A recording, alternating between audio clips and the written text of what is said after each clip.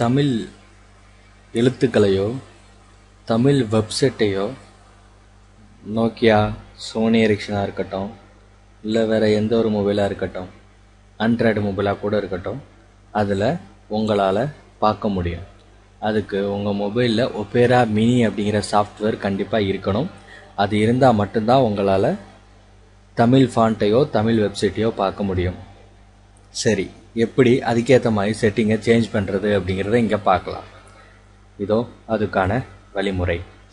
நீங்கள் என்ன பண்ணணும், ஒபேரா மினி ப்ரௌசரை இன்ஸ்டால் செய்து கொள்ளணும். ஒபேரா மினி ப்ரௌசர் அப்படிங்கிறது ஃப்ரீயாகவே நிறைய கிடைக்கும். நீங்கள் ஆண்ட்ராய்டு யூஸரை இருந்தீங்க அப்படின்னா நீங்கள் மார்க்கெட்டில் சர்ச் பண்ணி எடுத்துக்கலாம். நோக்கியா, சோனி எரிக்சன் இந்த மாதிரி நீங்கள் யூஸ் பண்ணுறதா இருந்தால் உங்களுக்கு சிஸ் ஃபைலாகவும் ஜாவா ஃபைலாகவும் ஒபேரா கிடைக்கும்.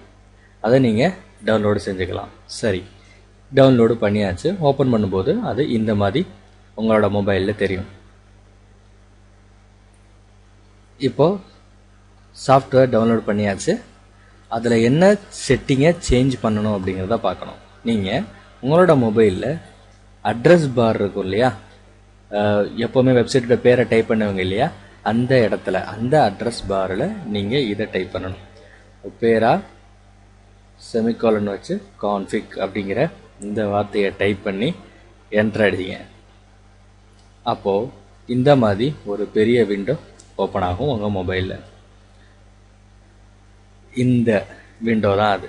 இந்த விண்டோவில் நீங்கள் ஸ்டெப் பை ஸ்டெப்பாக பார்த்துட்டே வரும்போது 5வது இடத்துல ஒரு ஆப்ஷன் உங்களுக்கு இருக்கும். என்ன ஆப்ஷன் அப்படின்னா, use bitmap font for complex scripts. Use bitmap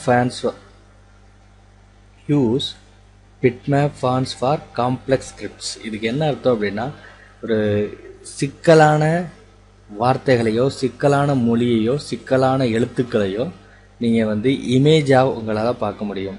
அதுக்கேற்ற மாதிரி இது மாற்றி கொடுக்கும். அதை நீங்கள் எஸ்ன்னு கொடுக்குறீங்களா நோன்னு கொடுக்குறீங்களா அப்படின்னு பார்க்கணும். எஸ்ன்னு செலக்ட் பண்ணிவிட்டு சேவ் பண்ணால் போதும், தமிழில் உங்களால் வியூ பண்ண முடியும்.